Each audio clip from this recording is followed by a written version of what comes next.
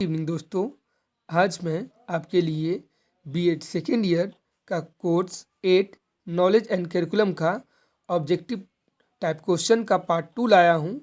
यदि आपने इस कोर्स का पार्ट 1 नहीं देखा है तो पहले मेरे चैनल को जाकर पार्ट 1 को देख लीजिए ताकि पार्ट 2 देखने में आपको सहूलियत हो। ठीक है, तो और मेरे साथ ही साथ मेरे चैनल को लाइक, सब्सक्राइब और शेयर करना मत भूलिएगा ताकि ये वीडियो आप तक आगे इसकी जितनी अपडेट होंगी पहुंच पाएंगी। तो चलिए स्टार्ट करते हैं क्वेश्चन नंबर 16 से।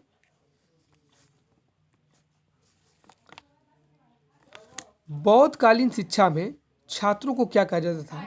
जो बौद्ध महात्मा बुद्ध से रिलेटेड हैं, ठीक है, और जो वो शिक्षा ग्रहण करते थे, बौद्ध धर्म की शिक्षा ग्रहण करते थे, उनको क्या कहा जाता है? ये बात कहा जा रहा है उनके छात्रों को कहा जाता था भिक्षु। ठीक है, भिक्षु। लेकिन हम लोग ये जानेंगे कि शिष्य किसे कहेंगे? जो प्राचीन काल में मुनि रहते थे, उनके जो चेले रहते थे उनको शिष्य कहा जाता था। ब्रह्मचारी किसे कहा जाएगा? तो जो आजीवन नारी से दूर रहता है तो या शादी ब्याह नहीं करता है उसको ब्रह्मचारी कहेंगे। ठीक है। सामनेर जो हिंदू और मुस्लिम दोनों धर्म को मानते थे, जैसे साईं बाबा, उनको उस टाइप के जो संत होते थे और उनके जो भक्त होते थे, उनके जो छात्र होते थे वो सामनेर कहलाते थे। ठीक है, तो यहाँ पर बौद्धकालीन शिक्षा की बात कही गई है। तो बौद्धकालीन शिक्षा में शिक्षा ग्रहण करने वाले छात्र को क्या कहा जाता था? भिक्षु कहा जाता था। ठीक है, तो चलिए नेक्स्ट क्वेश्चन की ओर बढ़ते हैं। क्वेश्चन नंबर 17 में क्या कहता है? मध्यकाल में उच्च शिक्षा का केंद्र था, कौन था? तो एक है पहला मकतब और एक मदरसा, इसके बाद खानका और मजरात। तो सबसे पहले मकतब को जानते कि मकतब क्या है, क्योंकि ये जानना बहुत ज़रूरी है कि इससे रिलेटेड बहुत सारे क्वेश्चन आते हैं। तो मकतब जो होता है दोस्तों, सबसे पहले ये जानिए कि ये सब जो नाम सुनने को आ रहा है मध्यकाल में उच्च शिक्षा के केंद्र में, तो ये सब क्या है? ये एक Islamic education centre, Islamic education, जितने भी सेंटर हुआ करते थे या इंस्टीट्यूशन हुआ करते थे, ठीक है, तो उसमें ये दोनों कार्य करते थे, उनको बढ़ावा देने का कार्य करते थे। सबसे पहले मकतब के बारे में जानेंगे। तो मकतब जो होता है, इन इंस्टीट्यूशन में प्राइमरी लेवल पर जितने भी छोटे छोटे प्राइमरी लेवल पर क्लास होते हैं, उनको बढ़ाने का काम कौन करता था? मकतब। और हायर लेवल शिक्षा दी जाती थी, वो मदरसा में दी जाती थी।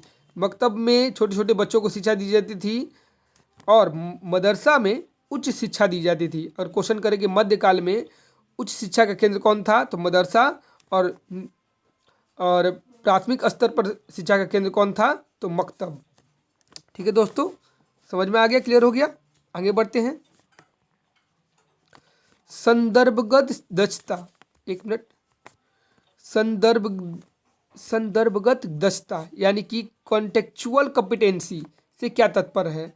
इसका मतलब ये कि प्रासंगिक क्षमता, इसको एक और नाम हम लोग जान सकते हैं, प्रासंगिक क्षमता। किसी भी क्षमता या किसी भी टॉपिक के बारे में बताने की क्षमता से रिलेटेड। ठीक है, तो क्षमता से क्या समझते हैं, इसका मतलब क्या होता है? पहला नंबर देखते हैं, उदाहरण स्वरूप किसी महान घटना की संदर्भ देना। ठीक है, कोई भी महान घटना घट रहा है उसके बारे में उदाहरण एग्जाम्पल दे देते हैं तो हम लोग समझ जाते हैं कि कॉन्टेक्चुअल कॉम्पिटेंसी मेरे अंदर है। ठीक है। नंबर 2, पुस्तक का संदर्भ देना, यानी कि रेफरेंस करना बुक को, कि आप ले लीजिए बुक और पढ़ लीजिए और सब आपको ज्ञान आ जाएगा।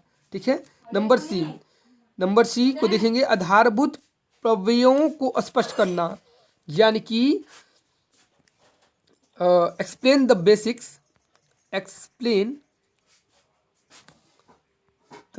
Concepts.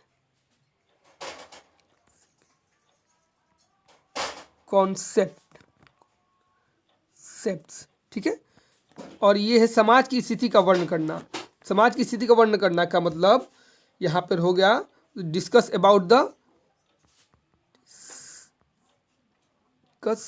About discuss about social situation. Social situation, ठीक है। तो देखिए, हम किसी भी व्यक्ति को अगर समझाना चाहते हैं, किसी विषय में हम उसको बताना चाहते हैं, अपने अंदर का ज्ञान उसको देना चाहते हैं, तो सबसे पहले हम लोग ये नहीं कहेंगे कि भाई आप महान घटना की सिर्फ जानकारी लें, या पुस्तक को हम लोग रेफर नहीं करेंगे, ठीक है, कि पुस्तक पढ़ते रह जाएं, या सामाजिक स्थिति का वर्णन करते नहीं रह जाएंगे। तो उनके लिए क्या करना सबसे उचित है, तो वो है आधारभूत पट्टियों का स्पष्ट करना।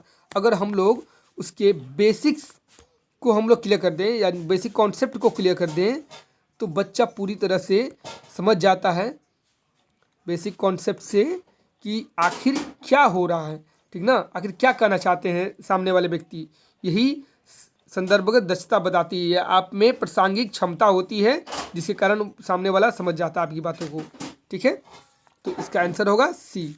चलिए आगे बढ़ते हैं। अध्यापक की संप्रेषण प्रभावशीलता ज्ञात होती है। देखिए, अध्यापक की संप्रेषण प्रभावशीलता, संप्रेषण का मतलब यहाँ पे हो जाएगा आपको किसी भी चीज़ को आप डिस्कस करें, ठीक ना, आप संप्रेषण करें या व्यक्त करें अपने आप को। अध्यापक संप्रेषण प्रभावशीलता से कर सकता है जब उसके अंदर उसकी योग्यता हो, ये तो सिंपल बात है, ठीक है। अधिगम के प्रत्युत्तर से, सामाजिक संस्कृति से और विचारशीलता से, ठीक है। दो आंसर अगर आप देखें तो बहुत इंपॉर्टेंट है, पॉजिटिव है। एक तो अधिगम प्रत्युत्तर से ये लग रहा है, या तो विचारशीलता से ये भी लग रहा है, लेकिन अब समाज की संस्कृति से ये बाहर हो जाएंगे और ये बाहर हो जाएंगे। इस तरह से आप जज करके बाहर कर सकते हैं एलिमिनेट मेथड से। अधिगम की प्रत्युत्तर से, इसका मतलब क्या होता है, इसको इंग्लिश में समझाते हैं ताकि आप लोग हिंदी और इंग्लिश समझ पाएँ। तो देखिए, इसमें होता है हिज रिस्पॉन्स ऑफ लर्निंग, ठीक है, और विचारशीलता यानी कि थॉटफुलनेस, उसके विचार, ठीक है। तो देखिए, विचारशीलता और उसके हिज रिस्पॉन्स ऑफ लर्निंग, यानी कि रिस्पॉन्स ऑफ लर्निंग का मतलब ये कि वो किस तरह से अधिगम ये सीखता है, ठीक ना। कोई भी अध्यापक है अगर अच्छा बोलने वाला है तो वो अच्छा, अगर सुनने वाला है, श्रोता अगर अच्छा होता है तो ही ज़्यादा वो अपने सामने वाले को अभिव्यक्त कर पाता है, ठीक है। जब तक वो सुनेगा नहीं, जवाबों का रिस्पॉन्ड नहीं देगा, रिस्पॉन्स नहीं करेगा किसी के जवाब को, तो वो अच्छी तरह से अभिव्यक्त नहीं कर पाएगा अपने आप को, ठीक है, और सामने वाले को भी समझ नहीं पाएगा, ठीक है। तो इसलिए हम समझ सकते हैं कि उसके अंदर अधिगम में प्रत्युत्तर होनी चाहिए, ठीक ना। उसके अंदर रिस्पॉन्ड की लर्निंग अगर होती है तो अध्यापक जो है संप्रेषण कला अधिक प्रभावशीलता से उसको दे सकता है या बता सकता है, ठीक है। तो आंसर बी क्लियर हो गया। आगे बढ़ते हैं। विषय वस्तु संबंधी दक्षता प्राप्त करने के लिए आवश्यक है कि अध्यापक, अगर आपको विषय पर यानी सब्जेक्ट पर कमांड करना है, तो इसके लिए टीचर को क्या आवश्यक है, अच्छा अधिगम करता हो, संप्रेषण की गुण रखता हो, आदर्श शिक्षक हो, मूलभूत मूल्यों के प्रति प्रतिबद्ध हो, ठीक है। तो इसमें देखिए, अगर आदर्श शिक्षक है तो सिर्फ अपने आदर्श के बारे में बताएगा, अपने मूल्यों के बारे में बताएगा, ये इंपॉर्टेंट ज़्यादा है नहीं, ठीक है। मूलभूत मूल्यों के प्रति प्रतिबद्ध हो, सिर्फ मूलभूत मूल्यों के प्रति प्रतिबद्ध होना एक अच्छा सब्जेक्ट के कमांड करने वाला टीचर नहीं बन सकता है, ठीक है। संप्रेषण में गुणवत्ता हो, सिर्फ बोल लेना, कम्युनिकेशन कर लेना, ये इम्पोर्टेंट ज़्यादा नहीं है। तो कौन बचा, अच्छा अधिगम करता हो, अच्छा लर्नर हो, जो सीखता है अच्छा वो देता है अच्छा। अगर अच्छा आप विषय पे कमांड है तो बच्चे को आप अच्छे से पढ़ा पाएंगे, इसलिए अच्छा अधिगम करता है, यानी कि good learner is a good proficiency in his subject, ठीक है। क्लियर हो गया दोस्तों। आगे बढ़ते हैं हम लोग। अब है ये फुल फॉर्म से रिलेटेड क्वेश्चन है कि डाइट का पूरा नाम क्या है, डाइट का फुल फॉर्म क्या है, ठीक है। तो डाइट यानी कि district institute of education and training, directorate of India of education and training, divisional institute of education end of training, district innovative educational task. तो देखिए ये डाइट क्या है, पहले इसके बारे में थोड़ा सा जानकारी ले लें।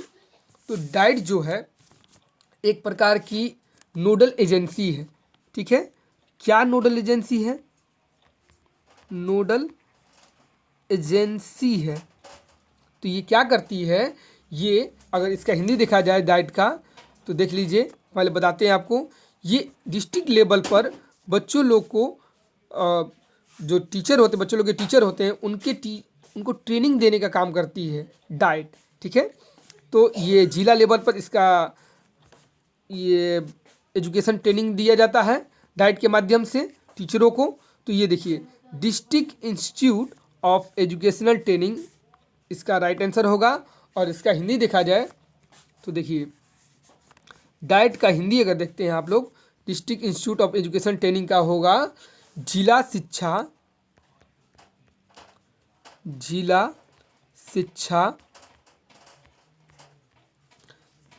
और प्रशिक्षण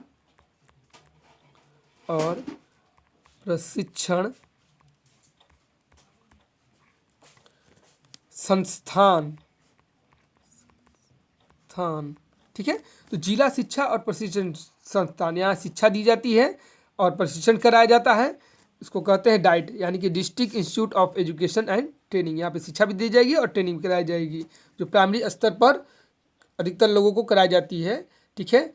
और इसमें 15 से लेकिन कब, और इसका मेन मकसद है कि जो अनपढ़ हैं या कम पढ़े लिखे हैं उनको शिक्षित करना, वो या 15 साल के हों या 35 साल के हों, उनको शिक्षित करना ही इसका मेन मोटो होता है, ठीक है। चलिए आगे बढ़ते हैं। माध्यमिक शिक्षा आयोग के अध्यक्ष थे, ठीक है। अब माध्यमिक शिक्षा आयोग यानी कि सेकेंडरी एजुकेशन के चेयरमैन कौन थे? सेकेंडरी एजुकेशन कमीशन के चेयरमैन कौन थे? तो वो हैं मुद्दालियर। इनका पूर्ण रूप या पूर्ण नाम क्या है? इनका पूरा नाम है लक्ष्मण स्वामी मुद्दालियर। क्या नाम है? लक्ष्मण स्वामी मुद्दालियर। और इन्होंने ये अपना चेयरमैन का पोस्ट कब लिया था? 1952 ईस्वी में, ठीक है दोस्तों। ये माध्यमिक सेकेंडरी एजुकेशन ऑफ काउंसिल या कमीशंस के चेयरमैन कब बने थे? 1952 में, ठीक है। आगे बढ़ते हैं। मूल्यांकन में किस पर बल दिया जाता है? मूल्यांकन में क्वेश्चन नंबर 24 को देखिए। मूल्यांकन में किस पर बल दिया जाता है? परिणाम, गुण या विशेषता, मूल्य निर्धारण, मात्रा, गुण और मूल्य। तो देखिए दोस्तों, मूल्यांकन यानी एवल्यूएशन हम लोग हर क्षेत्र को लेख कर करते हैं। जैसे कि मात्रा कितनी, उसमें कोई भी चीज़ में कितनी मात्रा है, उसके गुण कौन कौन से हैं, उसके मूल्य को वो सेटिस्फाइड कर पाता है कि नहीं कर पाता है, जो भी निर्धारित किया गया है, तो ही मूल्यांकन सही मूल्यांकन कहा जाता है। इसलिए एवल्यूएशन में मात्रा यानी कि क्वालिटी, क्वांटिटी एंड वैल्यू, तीनों की मिश्रण को हम लोग मूल्यांकन करते हैं, ठीक है। आगे बढ़ते हैं। वाचन के प्रकार यानी कि वाचन यानी कि क्या? यहाँ पे रीडिंग। वाचन यानी कि क्या हो जाएगा दोस्तों? रीडिंग, पढ़ना या बोलना, वाचन करना। हम लोग पढ़ते हैं, बोलते हैं। तो वाचन कितने प्रकार के होते हैं? तो देखिए दोस्तों, वाचन स्वस्वर वाचन, जो हम लोग बोल रहे हैं या आवाज़ मेरी आप सुन रहे हैं, तो स्वस्वर वाचन है। लेकिन अब देखिए मौन वाचन होगा कि नहीं होगा, आप बताइए। ए और बी दोनों, और ए और बी दोनों गलत है। क्या हो सकता है? तो ये देखिए दोस्तों, स्वस्वर वाचन हम लोग सुन रहे हैं, जो स्वस्वर वाचन है। लेकिन मौन वाचन किस प्रकार का वाचन है? जैसे कि हम लोग इशारों में बात करते हैं, ठीक ना। हम लोग अब युवा हो गए हैं, युवा इशारों में भी काम चल जाता है कभी कभी, तो मौन वाचन इसके अंतर्गत आता है। यानी कि वाचन दो प्रकार के होते हैं, स्वस्वर वाचन और मौन वाचन, ए और बी दोनों, ठीक है दोस्तों। आगे बढ़ते हैं। अब देखिए लेसन प्लान के बारे में हम लोग जानेंगे। पाठ योजना के प्रारूप में उद्देश्य कथन किस पद के बाद आता है? तो देखिए दोस्तों, अब इसके लिए लेसन प्लान आप लोग अपने अपने बीएड के फर्स्ट ईयर और सेकेंड ईयर दोनों में आपने बनाया होगा। तो उसी में से क्वेश्चन है कि आपने लेसन प्लान जो बनाया उसमें कौन कौन से अरेंजमेंट ऑर्डर में होते हैं। तो हर एक ऑर्डर को आप लोग को जानना जरूरी है, क्योंकि पूरे आपको ऑर्डर को जाने बिना ये आपका काम नहीं हो सकता है, ठीक ना। और ये आपका ये बीएड में सब्जेक्टिव से लेकर ऑब्जेक्टिव सब में क्वेश्चन आता है। तो देखिए, सबसे पहले मैं बता दूं कि सबसे पहले आता है नंबर 1 समान उद्देश्य, ठीक ना, समान उद्देश्य। इसके बाद दूसरा नंबर पे आता है विशिष्ट उद्देश्य,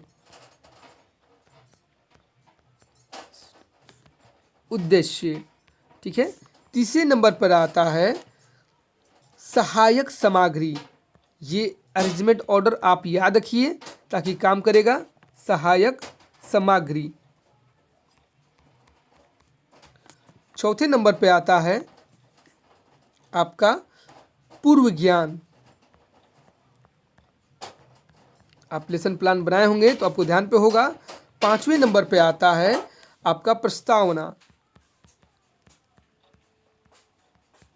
छठवें नंबर पर आता है, एक मिनट, छठवें नंबर पर आता है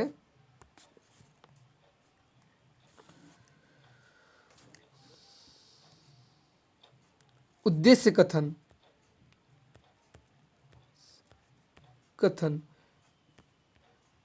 तो देखिए दोस्तों, क्वेश्चन कर रहा था यहाँ पर कि पाठ योजना का प्रारूप उद्देश्य कथन किस पद के बाद आता है। तो अभी मैंने बताया 5वें नंबर पे था प्रस्तावना, इसके बाद आया था उद्देश्य कथन, ठीक है। तो यहाँ पे आंसर हो जाएगा प्रस्तावना। अब देखिए, पहला नंबर आपने देख लिया, और ये इसके बाद आपका आता है 5वें 6वें, और उद्देश्य कथन के बाद आता है आपका शिक्षण विधि। कौन से शिक्षण विधि को आपने अपनाया है? शिक्षण विधि। 8वें नंबर पे आता है आपका प्रस्तुतिकरण या प्रेजेंटेशन, और 9वें नंबर पर आता है आपका पुनर्विति, और इसके बाद और 10वें नंबर पर आता है गृहकार्य। होमवर्क दे देते हैं बच्चा लोग को और वो बच्चा लोग चला जाता है, अपने घर पे टास्क बना कर लाता है। तो आप लोग भी इसको रिवीजन करते रहिए टास्क की तरह, ठीक है। आगे बढ़ते हैं हम लोग। तो गुरुगृह पाठशाला विधि कौन से काल के अंतर्गत है? गुरुगृह पाठशाला विधि कौन से काल के अंतर्गत है? तो ये प्राचीन काल के अंतर्गत है। गुरुगृह पाठशाला विधि प्राचीन काल के अंतर्गत है, ठीक है। नेक्स्ट क्वेश्चन 28 नंबर, वास्तविक पदार्थ किस प्रकार की शिक्षण सामग्री है? तो वास्तविक जो पदार्थ हैं, दृश्य, जो हम लोग कोई भी चीज़ वास्तव में देखते हैं तो हम लोग दृश्य करते हैं, विजुअल करते हैं, तभी वो वास्तविकता में आता है। तो इसलिए दोस्तों इसका आंसर दृश्य हो जाएगा। वास्तविक पदार्थ दृश्य, जो हम लोग देख रहे हैं, हम लोग महसूस कर रहे हैं, हम लोग टच कर रहे हैं, तो वो हम लोग की दृश्य विजुअल है, ठीक है। तो दोस्तों, अगर ये मेरा वीडियो, ये मेरा प्रयास आपको अच्छा लगा होगा तो मेरे चैनल को लाइक, सब्सक्राइब और शेयर करना मत भूलिए। धन्यवाद।